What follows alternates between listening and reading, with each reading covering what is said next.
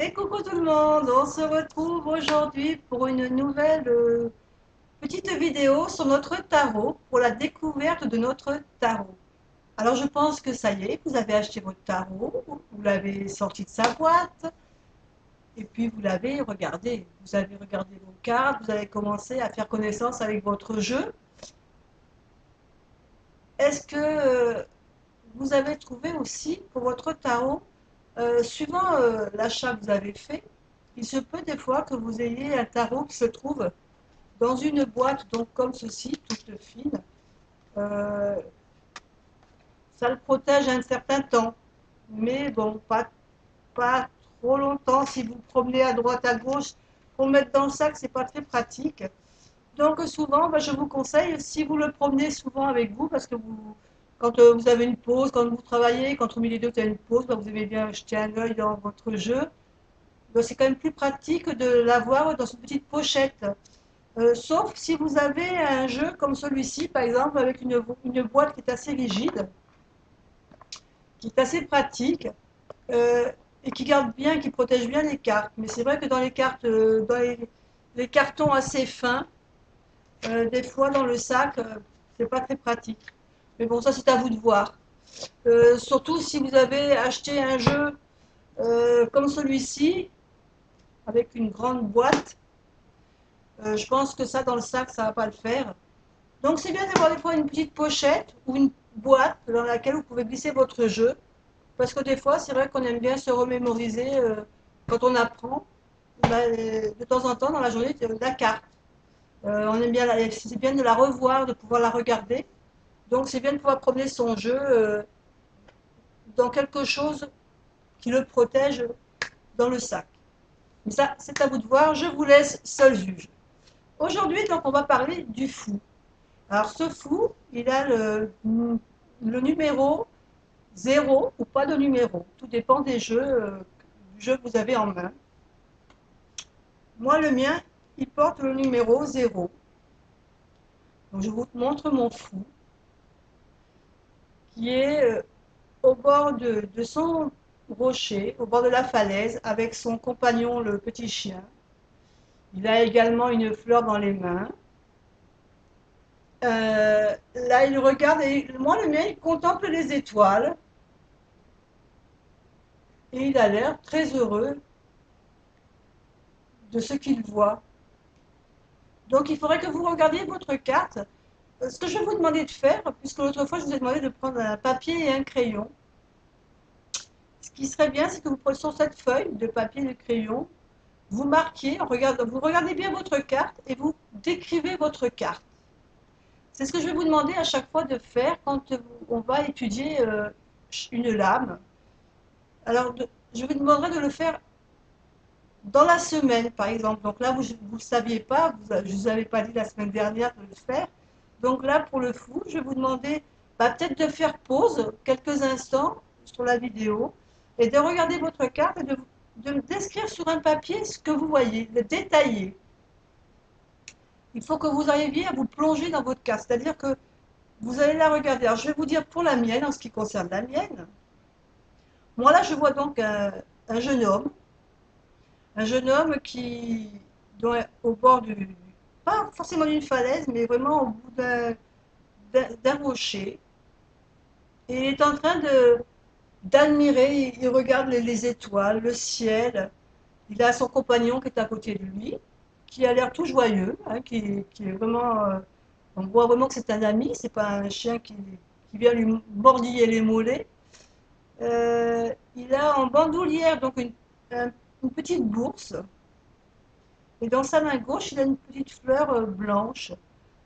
Alors, qu'est-ce que je pense? Alors, si je me mets à la place de ce jeune homme, c'est ce que je vais vous demander de faire, c'est de vous mettre dans la peau de ce jeune homme, d'essayer de voir ce que lui voit, essayer de dire qu'est-ce qu'il peut ressentir là, pour vous, qu'est-ce qu'il ressent, sa façon d'être, son visage, est-ce qu'il a l'air content, est-ce qu'il a l'air malheureux, est-ce qu'il a peur, euh, est-ce qu'il a l'air joyeux ou bien triste. Euh, je vais vous demander voilà, de marquer tous ces détails, de décrire exactement ce que vous voyez ce que vous ressentez, peut-être ce que vous sentez. Est-ce que vous sentez une odeur d'herbe, de fraîcheur, de brouillard? Vous savez, des fois on a des ressentis quand on est quelque part. Qu'est-ce que vous ressentez vraiment dans cette carte? Donc je vous laisse faire pause quelques instants et inscrivez tout ce que vous ressentez en voyant votre carte sur cette feuille de papier. Et on se retrouve tout de suite.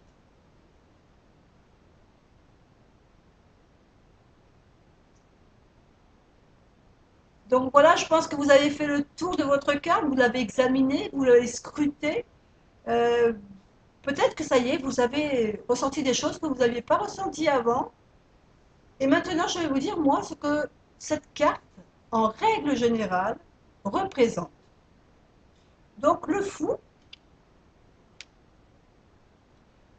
appelé aussi le mât, quand il apparaît, cette carte, elle annonce souvent un nouveau commencement.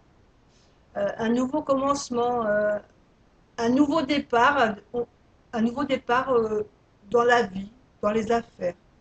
Une occasion imprévue et qui sera en principe un heureux changement, à condition que le choix soit fait rapidement. Parce que c'est quand même une carte de rapidité, cette carte. Quand il apparaît, on a un choix à faire, une décision à prendre, mais il faut la prendre maintenant. On n'a pas une semaine pour se décider. C'est maintenant, tout de suite. Donc c'est vraiment un choix rapide. Le fou, il peut représenter aussi un enfant, un jeune homme, l'innocence, l'enthousiasme qu'on a aussi quand on est gamin, qu'on va faire quelque chose de nouveau, ben voilà, on est enthousiaste, on y va, on est content. Cette carte-là représente ça aussi, une nouvelle aventure.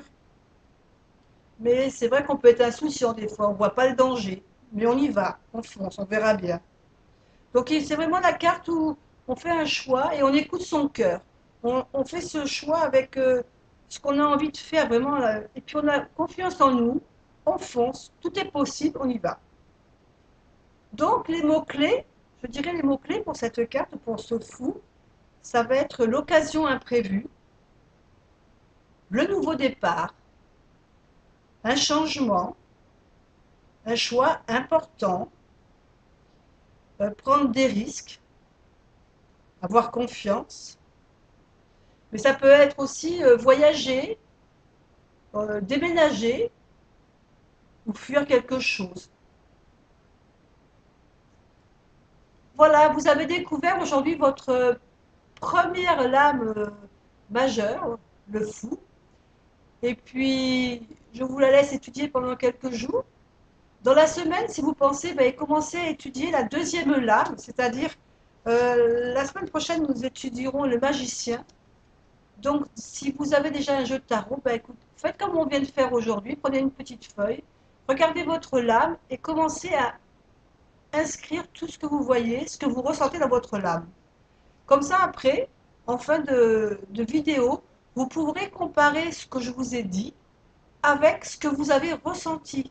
Là, aujourd'hui, avec ce que je vous ai dit au niveau des mots-clés, il faudra que vous, après, vous compariez votre ressenti, ce que vous avez inscrit sur votre papier, que vous regardiez si, dans ce que je vous ai dit, vous les retrouvez dans ce que vous avez marqué sur votre papier. Est-ce que vous avez eu les mêmes ressentis? Est-ce que le fait de parler de déménagement, de fuir, de prendre un choix, une décision, d'être heureux, est-ce que tout ça, vous l'avez, vous, noté dans votre petit papier quand vous avez découvert votre carte? Et c'est ça qui me permettra ensuite de faire le lien avec votre jeu. Voilà, je vous dis donc bonne semaine et on se retrouve la prochaine fois pour étudier le magicien. Au revoir.